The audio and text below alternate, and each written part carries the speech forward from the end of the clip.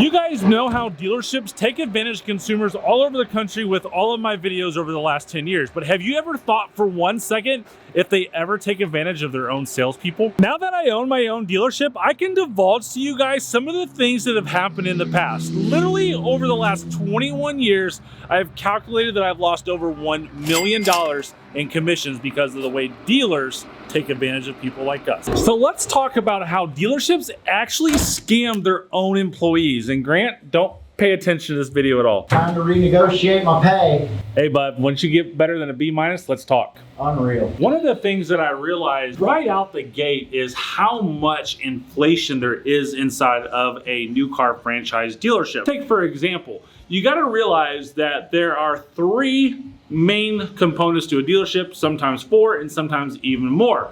So first of all, we have the sales department. They are the end customer of the dealership world. You have service department, and then you have parts department. In some cases, you have the body shop, and sometimes there's more entities inside of a dealership than those 4. The parts department sells the parts to the service department. The service department sells the parts to the sales department, and the sales department sells you the car. So inflation, inflation, inflation, inflation. Once I came here, I realized that, hey, $150 oil change is not the normal thing. And I was really shocked by that. Another instance that I realized of how it cost me money is dealerships don't maintain cars with changing cabinet air filters or engine air filters. And if they do, it costs big money as an inflation to the cost of the car, which takes commission out of my pocket. Now, it doesn't take commission out of the dealer's pocket because he's getting paid on service, on parts, and on sales. And to elaborate a little bit more in on that, every car that comes in on the used car side has to be inspected. So a dealership service department is going to charge the sales department sometimes well over $250 per car just to look at it. And a lot of times they don't even look at it that great. So imagine when they do look at it and they find stuff that's broken and it's inflated cost. That right there can cost me $200 to $300 per car deal just in commission. Back in the year 2000 on my first car sale, I realized real quickly that dealerships don't pay us on true profit. And I started asking questions when my commission check wasn't where it was supposed to be. Let's take this GMC Denali for an example. We have a fixed cost on this. Just like new cars, there's a fixed cost. Dealerships add fake money to the cost of the car so that way they don't have to pay the salesman like me full commission. When I asked about why the commissionable gross was so much lower, they told me, hey, there's a pack on the car. And I'm like, what's a pack? By the way, that's spelled P-A-C-K. And if any dealership in the country can explain it better than me, please put it in the comment section. And then over the time goes, I realized that dealerships add multiple packs to the car. They do a soft pack, they do a hard pack, and the way it's always been explained to me is a soft pack is at the beginning of the car deal when they acquire the vehicle, and a hard pack is at the end when they sell it, and all I know is I don't get paid on packs. And a little bit more insight on this, let's say that that dealership you're buying the car from has got some type of written warranty that they give you. If it's a new car, a used car, whatever the case may be, we've all heard about these lifetime warranty scams. Well, dealerships have costs in those. So what do? They put it towards the cost of the car. They inflate that cost so that way they don't have to pay the salesman on it. And where does that money stay? Stays in the pocket of the dealer. These packs can go all the way up to $2,000 and $3,000. I think most commonly they're around $1,000 on every single car deal. And this literally cost me $300 to $600 per car deal of commission. And you guys know me, I'm fully transparent with everyone that I possibly can be fully transparent on. We do have a pack at the dealership here. It's $300. It cost my salesman like 10 bucks in commission.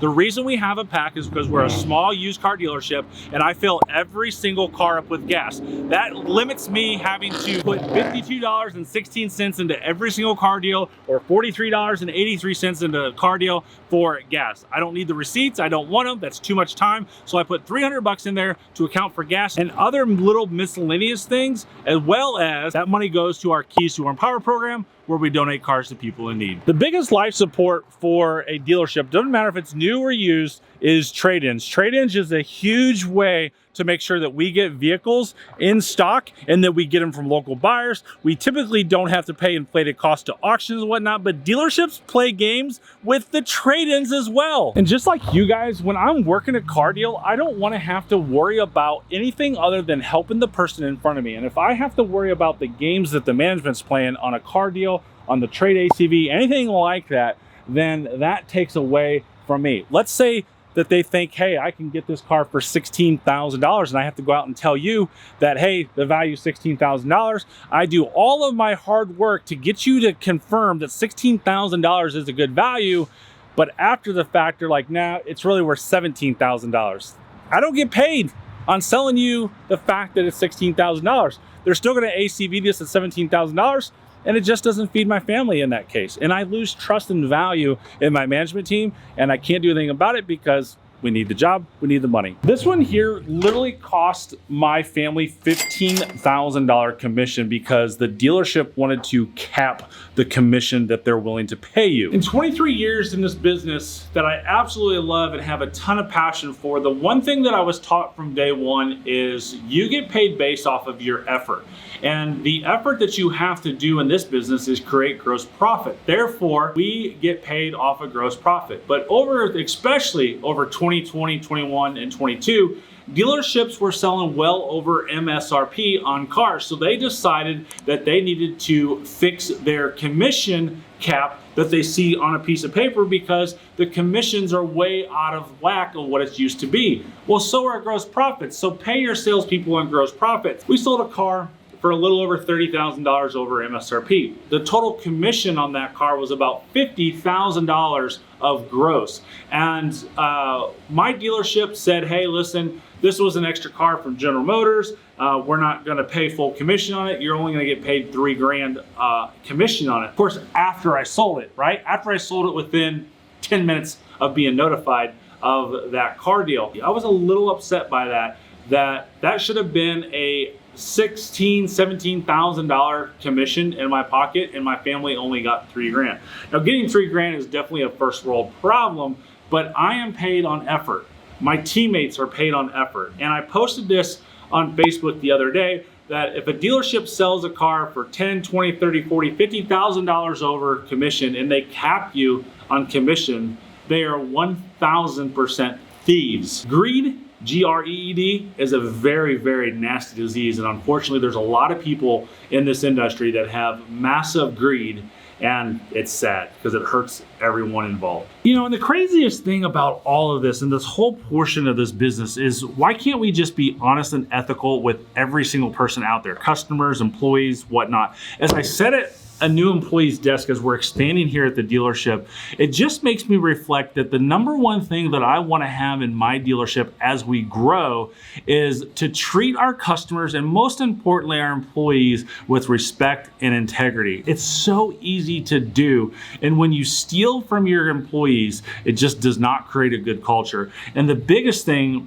too that I see a lot of dealerships doing is taking money away from employees on the CSI surveys, those little surveys you get from your service department or your sales department, and they talk about it way too long. That's the reason why they talk about it so long, because it's a big deal on their pay. Luckily, I've never had been paid on that, but I did get bonuses based off of that, but I never got money taken away. But salespeople and service writers get things taken away. And another crazy thing, we've all heard this term, spoon-fed, right? This happens so much in car dealerships, and they're all different names: house deals, cheese deals, house mouse. We called it Bone Daddy when I worked at Bachman because you give a dog a bone as a treat, right? And there's managers in there that favor salespeople. And generally speaking, those salespeople are the weakest of the car dealerships, but they get spoon-fed all of these deals, and that's how they make a commission. And that literally is stealing from the people who work hard, and it's just unfair to every single employee at the dealership.